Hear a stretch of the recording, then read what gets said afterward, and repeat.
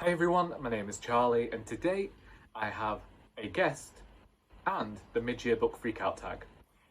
So, this tag has been going for so long that the creators no longer use BookTube, and we are in a different location today because I had to get the lighting correct for a Zoom call. If you have been following this channel since the beginning, then you will know that this is the way that we used to do videos back in the day, with this bookshelf that you never get to see. And I had to do some cleaning this morning, I had to do some tidying, just to make this room look presentable so that I could chat to the first ever guest on this channel. And I'm keeping it simple for you. This guest has the same name as me. We chat regularly, and also they are the antithesis to me as a human being.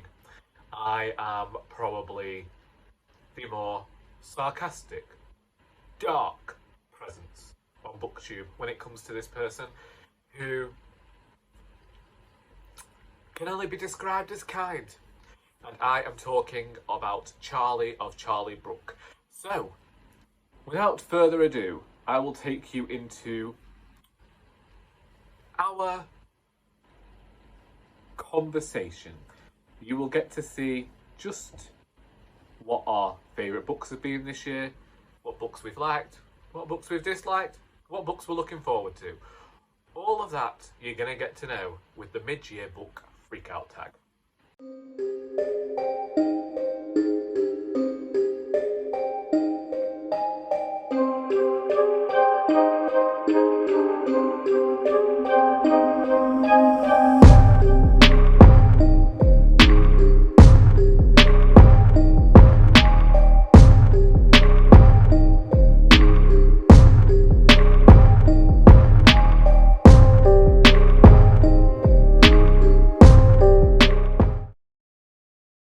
The best book you've read so far in 2022. The best book I've read so far, Charlie, is Feminism Interrupted.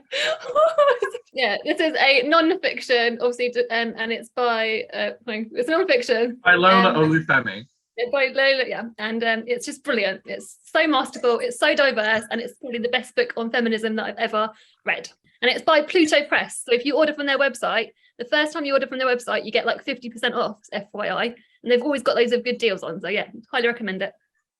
Because you mentioned that recently, didn't you, in one of your videos? Yes. And they've always got, at the moment, this month they've got a sale on. Well, I've not gone with non-fiction, and mine is one that I read for the BookTube Prize, and it's The Magician by Colm Toibin. Somebody has told me how to pronounce his name now, but I can't help but say it the way I say it, because to me, it constantly says like I'm saying come to bin. Totally. It's a fictional biography of Thomas Mann spanning from his childhood until his death, which isn't a spoiler because he is dead. And I think that one of the things about this is that the writer chose to write at such a steady pace. I know it's not for everybody, but for somebody who's come to appreciate slower, more thoughtful fiction recently, it really worked out well for my sensibilities. And I like just taking my time with this one. It was a bit like when I've been reading Rachel Cusk or maybe even Mantell with Wolf Hall for the pace. I remember how much you loved that one, yeah. Best sequel you've read so far in 2022. And for me, I went with O. William by Elizabeth Strout. This is the third in the books featuring Lucy Barton. I can't remember whether the next one is going to be about Lucy Barton or Olive again. But again, somebody who writes rather steady books and what could possibly be described as delicate, but there's always something darker beneath the surface. How about you? My best sequel, I haven't really read a lot of series, being honest. So I'm going to say two answers for this. I'm going to say a prequel, which is Bitter by Akwaeke, and this is their prequel to Pets, which was was a middle grade slash, well, it's not really middle grade, it's more YA. Yeah, this is about Pet's mother, so that as she's like a teen. And can I say that's a sequel? Or if I can't say that, I will say the Heartstopper books, because I've been rereading them, which everyone knows what the Heartstopper book's about. So yeah. No, that's fine. I think it's okay to say a prequel because it's still set in the same world. I don't did really come out read that after. many series. Do you read that many series? Because I used to read a lot more than I did. That's why I had to choose Oh William, because that's the only series that I've read this year. 3 new release you haven't read yet, but Yeah, I know what you mean. I'm going to go for the Shipstead. It's not really a Charlie video if I don't talk about bloody Shipstead. So yeah, this is her short story collection, and I'm due to read this in July with Alice from Alice's Giant Bookshelf. I think that's right. So yeah, I'm going to be buddy reading her with a story, like a story a day or something at some point in July. So yeah, excited for that one. And you can't go wrong with Shipstead. I will read Great Circle at some point. Yeah, you will. I've been talking. Charlie. I think I've been talking about it since August now. Yeah, you have. Yeah. I was going to do it at the start of the Women's Prize, and I was going to do it when the shortlist was announced. I'm scared of what you're going to think about it, because I'm scared you're not going to like it. Because there's one that I think the historical bit you'll like, but I'm not so sure what your feelings would be about the contemporary section. That's my honest thoughts. I don't know what you. I love it, but I don't know what your interpretation of the modern section will be. I've read the start of the contemporary bits, and I have to say it did seem very close to the whole Kristen Stewart thing. Yeah. But I don't know. We'll see. I think that it's going to appeal to the part of me that likes Kingsolver, and I have to like it because I kept saying that it was going to be a favourite anyway. So if I don't, we have a problem. Yeah, we'll have a massive. That'll be it. Our friendship will be over. If you don't like the Great Circle, that's it. I didn't know that it was so tenuous. so short thread, keeping this friendship. Yeah. And it was Shipstead. Yeah, Shipstead. So for me, I went with Glory by NoViolet Bulawayo. As we know, went to Manchester with Leo and Sarah and didn't know that NoViolet Bulawayo had another book out, which was strange because only earlier in the week I'd been wondering when she was going to bring something new out, because she released We Need New Names in 2013. This is, I think, almost like Animal Farm, only for the modern age. I don't know how I'm going to feel about it. Part of me thinks that I, as someone who really liked Dick King-Smith when I was younger, will get on with an adult, almost anthropomorphic novel. Another part of me thinks that I'm going to find it a bit too weird. And that's when we think there's going to be on the, well, we think / want to be on the Booker long list, potentially. Potentially, yes. Only because she was shortlisted in 2013. And also because like you liked her first book so much, so I'm like, yeah, we're rooting for it.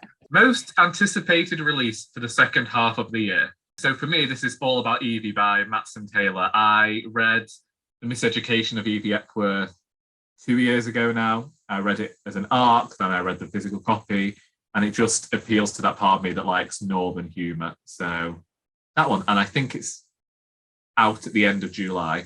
How about you? Oh, so that's not too long to wait. Mine, I'm going to say, is a middle grade that I'm excited for, which is Silverborn, which is the 4th in the Nevermore kind of series, and that's out on my birthday, October 13th. So yeah, excited for that. It's about Morrigan Crow. Everyone, first one's the Nevermore. So yeah. Oh, Charlie, I love that series, and I'm going to disappoint you. I'm pretty confident they pushed the release date back till 2023. No, Charlie, don't ruin my day. I'm certain that I saw... Google it now. Check. Quick. I am doing. Oh, it's going to break my heart. I've been well excited for that. Yeah, it's been moved to the 27th of September 2023. How could you do this to me? I mean, it's not like I haven't got enough books to read, to be fair, but still. Do you put a post out on Instagram? I'm devastated. Stories. Oh God. I don't follow people on Instagram. I do not follow. I literally follow no one on Instagram. So if I follow you, then you're lucky, because I don't really follow many people on Instagram. No, I didn't see it on her Instagram. Somebody who was also a fan had shared it. So we're talking Silverborn, The Mystery of Morrigan Crow. I will send you the... Yes, that's the one I was super... Yeah, I'm very sorry. Yes, it got moved back.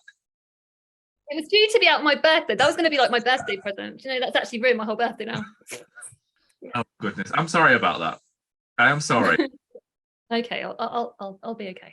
Revelations abound in this video. Yeah, that's dramatic, seriously. Yeah. Oh, I'm Oh, I'm sorry. so disappointed. Seriously, I am actually disappointed. Oh, and yeah, Okay. the fact that I had to share that news on video. I could have messaged you afterwards and said, "Oh, it's been pushed back," but no, I decided to do it for all Break the my heart on to camera, Charlie. capture that disappointment. This is why I should be a producer You, of Drag Race. you broke my heart on camera. Your biggest disappointment. Only on the Weekend by Dean Atta. And I loved The Black Flamingo. I'm going to say that. The Black Flamingo was like probably one of my favorite books the year it was released. I got it when it like quite quickly as soon as it like when it came out in hardcover, and I properly loved it. And so I was so excited that this was coming out. I got it straight out from the library. This is about two 15-year-olds, Mac and Karim. And Mac has kind of got this crush on somebody, and he's kind of it's not unrequited love, but it's kind of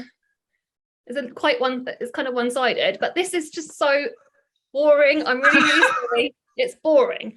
It's so slow paced. It's massive. Can you see? It's like nothing much happens, and the characters aren't really as strong. The writing doesn't even seem. It feels like it's almost like a different writer writing it, and it just. I DNF'd it. I got halfway through, which it didn't take long to read, obviously, because it's a novel told in verse. It's a novel told in verse. Sorry, Dean Atta writes novel told in lots of novels have been told in verse. But yeah, and it just that's disappointed. Just I feel like telling everyone just stay away from this book because it's just not worth it. Yeah. I feel like that definitely counts as a disappointment. I mean, mine won't be surprising either because it's Companion Piece by Ali Smith. And I despised this book so much I recorded an entire separate review for it. I think that in previous books, Smith has written in a way where you can go off and you can research stuff and she'll drop nuggets of stuff and you can go and you can think, well, does that relate to this? And you can have entire conversations surrounding like one seemingly innocuous word. Whereas here, she just decides that she's going to give you the nugget of information, then tell you exactly what she's meaning with that information. And some people like talk about the playfulness of her language, which I've done in the past, but it didn't feel like there was any room for maneuver or play in here. I was severely disappointed by it. And just, yeah. That's all I'll say about that. I'll leave a link to my review in the comments. Not in the comments, I'm not putting anything in the comments, in the description. I always love it when watching a video when you're like ranting about a book. It's always brings me joy. Well, I had to stop myself then. I was like, no, I'll because Charlie isn't associated with levels of ranting. You're nice and calm on screen. So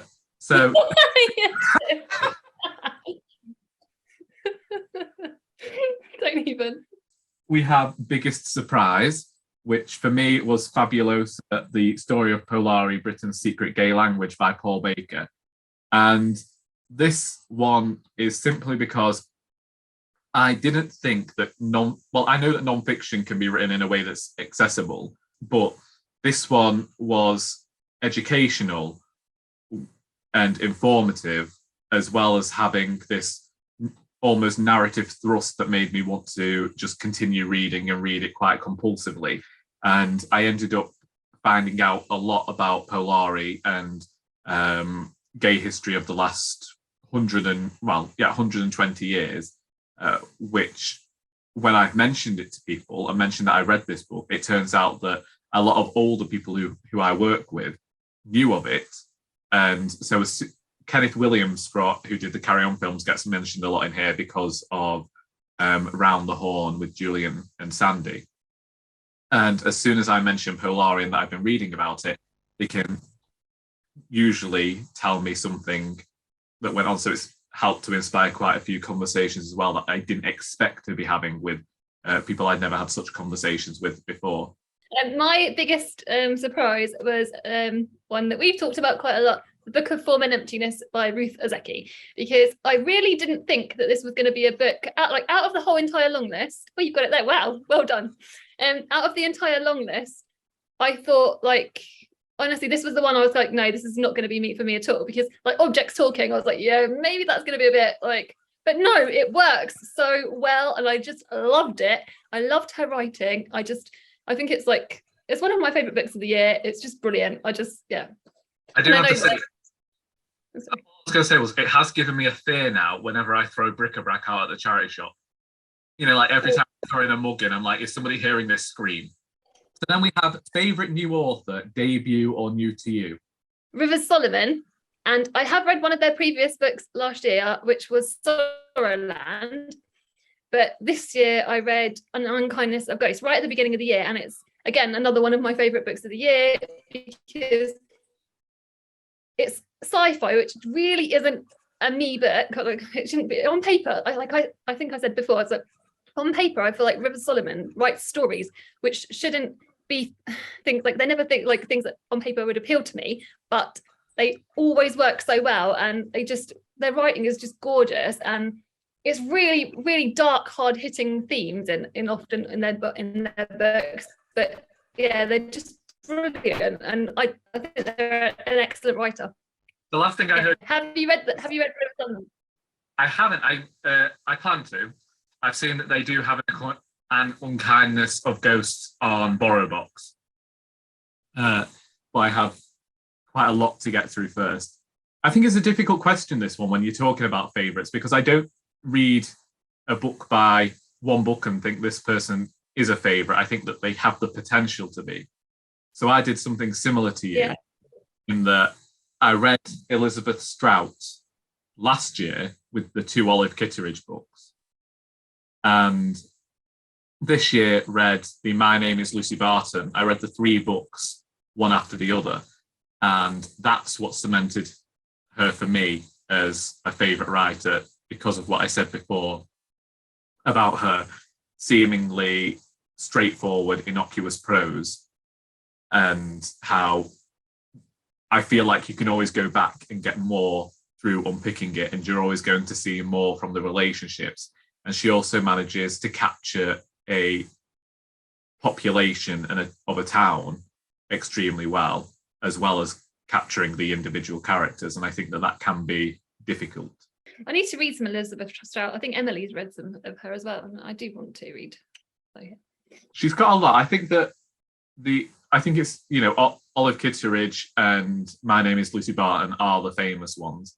I do have the Burgess boys as well, which I got. Where's the place to start then? Where do you reckon the best place to start with Elizabeth Strout? Well, I liked Olive Kitteridge. I know that a lot of people don't, but I did like this very acerbic older woman that a lot of people don't seem to get on with, for reasons.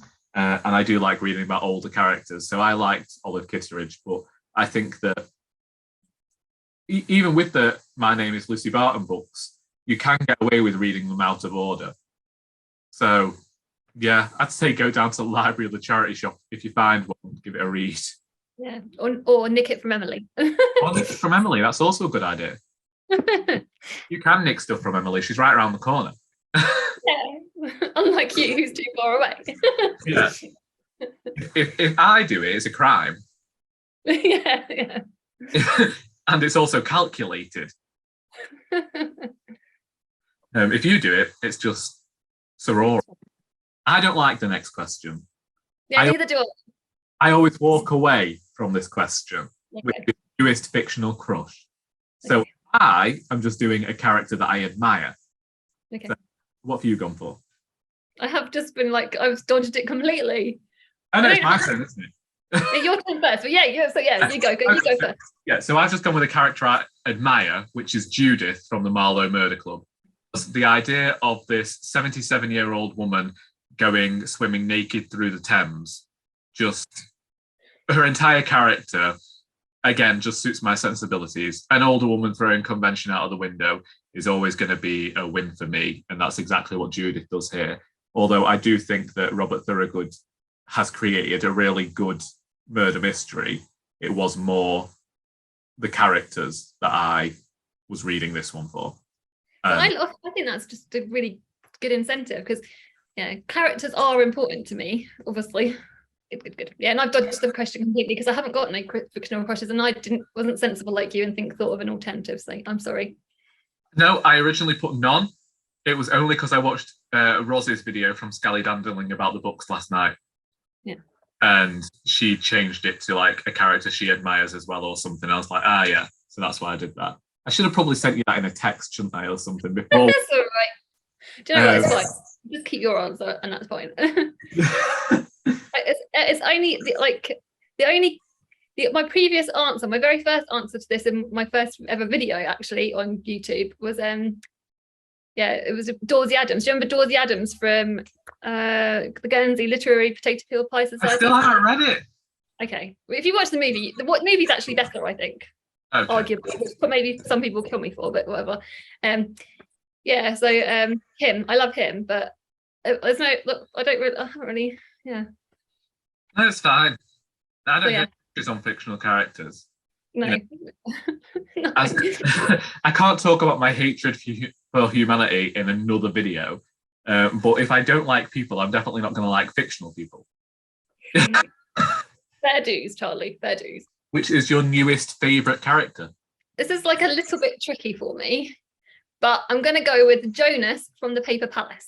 Did you end up reading the Paper Palace, Charlie? We read the Paper Palace at the same time. Yeah, we did read it at the same time. I've got all the Women's Pride books all jumbled up. No, I understand. No, Jonas was the artistic one, wasn't he? He was the childhood friend. Yeah, the childhood friend that they'd always thought something would happen, but then.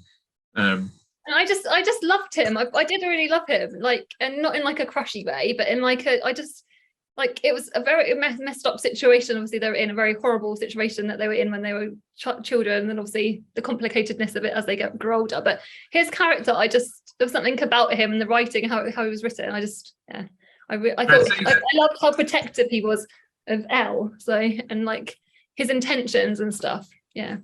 I think that when you even think about the book afterwards as well, there is no way after what happens when they're children, it really explains away why when we're seeing them in the future that they're not together and like the connection there, but any sort of entanglement after that would have led to.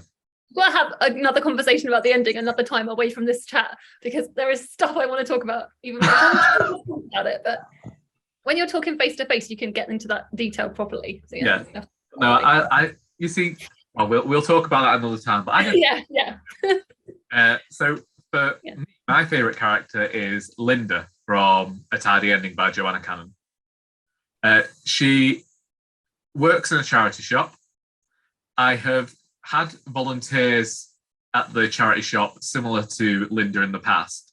I felt the same way as I do about Linda as I did about them. She doesn't really seem to understand the world too well and doesn't really seem to recognise all the social cues and everything. But she also has a really kind heart and just wants to be friends with everybody, and she wants the best for everybody as much as she wants the best for herself. Saying all of that, she also has quite a dark past. So you don't know whether that's what's made her who she is. And that sounds good. I just like the way she was drawn, and I don't think that you see the type of character that Linda is often in fiction. So that's why she's become a favourite, because I think sometimes you can end up with characters that are, not to be awful to all of the fiction in the world, but a bit stereotypical. And you're just looking for one sort of archetype or character in fiction. And I think that she is a bit more unique than I'm used to seeing. A bit more of a standout. Yeah. That's a much better way to say it. Yeah, I compare, when I was trying to think of this answer, I was in my head comparing the characters to a book I loved last year, which obviously I wasn't on BookTube last year. Kitty from the Eighth Life. I love Kitty. Kitty from the Eighth Life is one of my favourite bookish characters. There were not very many characters I thought that stand up to that. So this year, in the books I've read anyway, this year personally. Even though there are a million, I've read loads of good characters, but just none that quite. There is one I'm going to have to mention to you because I don't know whether you've read it, and we'll do that after the video because I'm not allowed to talk about that on YouTube yet, this book. Oh, yeah, okay, yeah. But there's a character with you speaking then that has reminded me a bit of Kitty. And I completely agree when it comes to that book, that out of all of the evil, malicious characters in there, even though some of the times they were doing evil things for good, or for what were good. She's the one who always seems to. I loved her so much. Like, I properly loved her. A book that made you cry. I don't have any emotions left. I don't have a soul. I replaced my heart with a bread oven in 2007. I don't believe it. We're going self-aggrandizing here. A book that did not make me cry, but did make me sad, was my own, Royally Doris. By As well. Oh my God, I've got to tell you, my answer for this is that. I think you're the one who commented on it when we were chatting about the book. A particular section in the book I wrote last February, and it took everything out of me that I had left emotionally, because I put it all into there. And then going back and rereading it, every time something different upsets me from that. So, like, originally it was a certain speech that Doris gives. Then it was when they're just sat in a kitchen, and I'm just thinking, how many times, you know, because I've read this now 4 or 5 times, and every time I get back to it, that scene, that entire section, just constantly. Just the little moments with Harold and like Doris, like, oh my God, like, honestly, it just, I remember just messaging you being like, I think, oh my God. And books, I don't cry at books either. Like, I really, not very often. I think there's only one other book I probably got a bit teary over this year, which I'm not even going to mention because it's just not as good as your book. Sorry, but it's not. Thank you. No, but I thought you, because when me and Charlie had messaged about like some of the answers, and you were worried about putting your book in as one of your answers, but I thought it was going to be the newest book you're most excited for. I thought you were going to put your book as that. I didn't know that you were going to, so I was going to put this as, so I thought, well, it won't be for, not that your book didn't make you cry, but yeah, so I was expecting your answer for this to be the same. Like, sorry, anyway. I just think you write about grief in such a gorgeous, like, you just did it so well. And like I said, books don't really move me in that way that much, but it really did. And I remember messaging you straight away and being like, yeah, no, because it got me. That's one scene now that we are, every one of the beta readers talked about getting a bit upset by that scene. And I was like, well, I understand it because I'd still not read it without feeling so well. And I can just remember my mother being sat there in tears about it. And I can't even talk about the scene to her because she just, for her, it's one particular bit where everything has happened. She just remembers that and starts crying. So yeah. So sing, you were Royally Doris as well then. And that we've said it all. So yeah, that is it. Royally Doris. Royally Doris. Which, you know, everyone's got to look forward to when the book eventually comes out now. I'm so excited that I got to read my friend's book. To see what we're talking about, because we've mentioned grief, and we've mentioned what's going on and the speech, so folk can definitely guess what's coming for them. Oh, yeah. But I made no bones about what's happening in this book. I scared a lot of people. Book that made you happy. Empress and Anaya by Candice Carty-Williams, and it's like a novella. Have you heard of it? I haven't heard of it. You've only talked about another recent one. Yeah. Yeah, it's she wrote People Person, which is another one I've loved this year. That was another one I loved this year, and like it's like one of the favourites as well. But no, this was at the beginning of the year, and it's a very short book. I don't think you think it's a novella. I think is it her first YA fiction or something like that. And it's basically like a Freaky Friday situation. End up swapping bodies only for a short period of time, but it's really eye-opening. It's very touching actually, but it really made me smile because it's just sort of like a friendship kind of. Yeah, it's just lovely, really simple, easy, lovely book, cute book. That's a good a reason as any. I was looking at all the books I'd read, and apparently I'm a really dark-sided person because the only one I'd read that I could think had made me happy was The Panda, the Cats, and The Dreadful Teddy, a parody by Paul Mars. What is this then? I've not heard.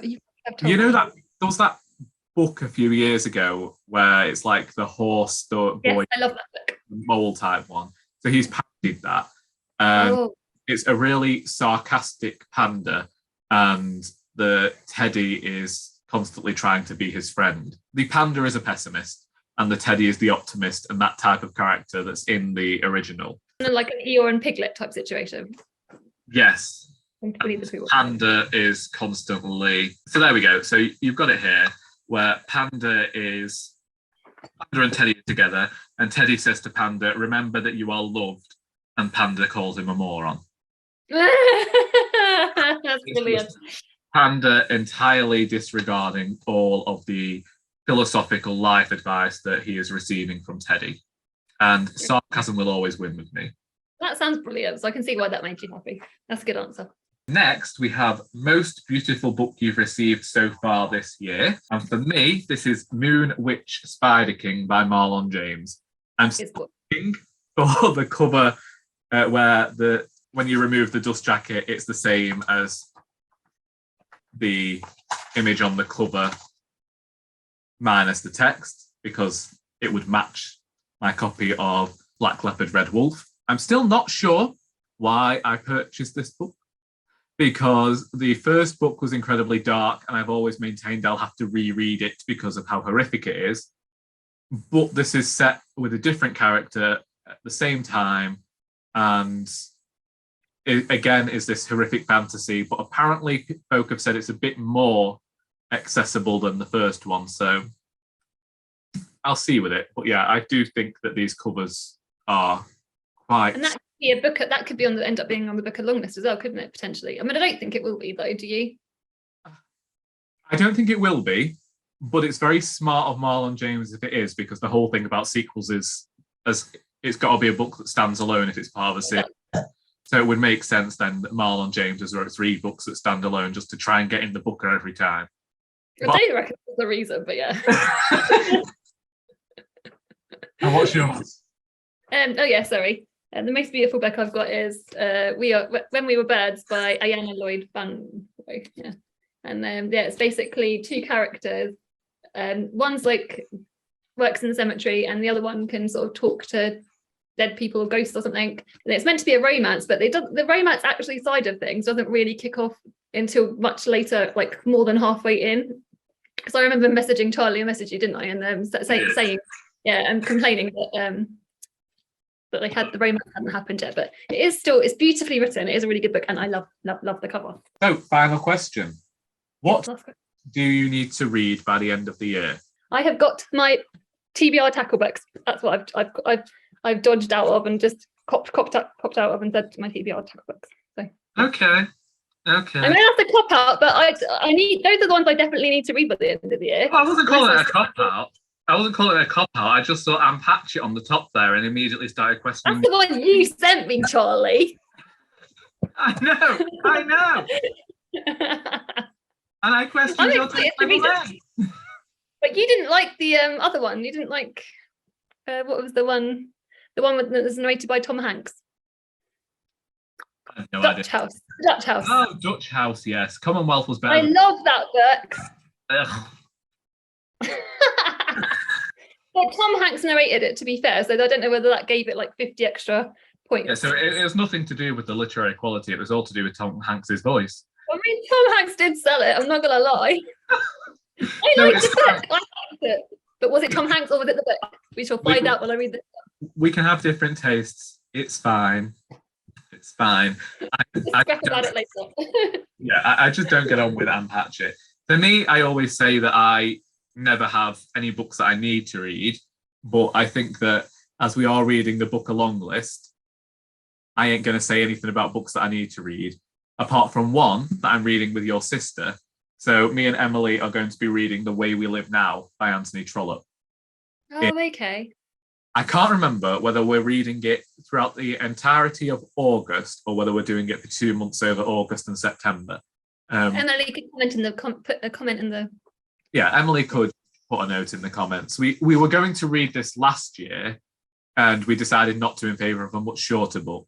And this year I am trying to get through a lot more Anthony Trollope, having purchased his entire back catalogue of 47 books in these Folio Society editions and only having read 4 in nearly 2 years.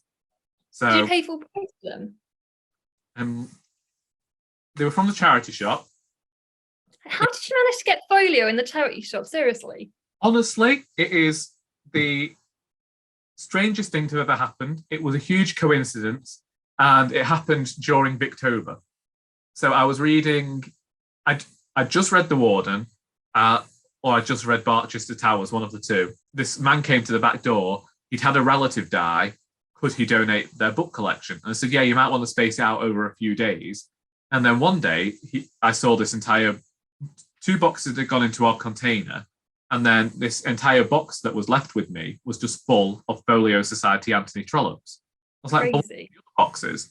And there were 3 banana boxes full of Anthony Trollope. And when I counted them and looked up, I found out it was his entire collection of works. And so I went to the manager and I asked whether we could do a deal of like me paying off money however many months in a row so that I could own them. And yeah, we packed them into my car. I paid a certain amount of money that was not inexpensive. And now they're in my... You got some bargains. I got some bargains, but they also take up a lot of space. So yeah, that's what I need to read or ought to read by the end of the year. Yeah. Now we've done it. Them's the questions. Yay, we finished one of our videos. Yay. Just one for the day. No, because we've got the other one to record in a minute. You got to try it. And the longest bit will be teaching me how to get it to work. Thank you for watching. Oh, you're throwing a thank you for watching, and I could do that too. You throw it. It's your channel. If you want to say goodbye now and where people can find you, feel free to do so now. Find me on Charlie Brook. That's my name. On YouTube, yeah, but you're on Instagram. Yeah, but you don't worry about following me there. It's fine. You don't want anyone to follow you on Instagram. No, you can if you want to. You're not for that cross-platform sort of thing. We chat every single day. If people don't know this, Charlie and I chat every single day, and the reason behind that is simply Drag Race. It's not just Drag Race. It's not just Drag Race. It's Doctor Who as well. Doctor Who, books, but it was Drag Race that started it. That's how it started. And then it's just, every My single point day. being that now there are that many flaming series and franchises of Drag Race that we have to talk every single day to keep up. Yeah, not because we actually want to talk to each other or anything. No, don't give people that impression or anything. Okay. All right then.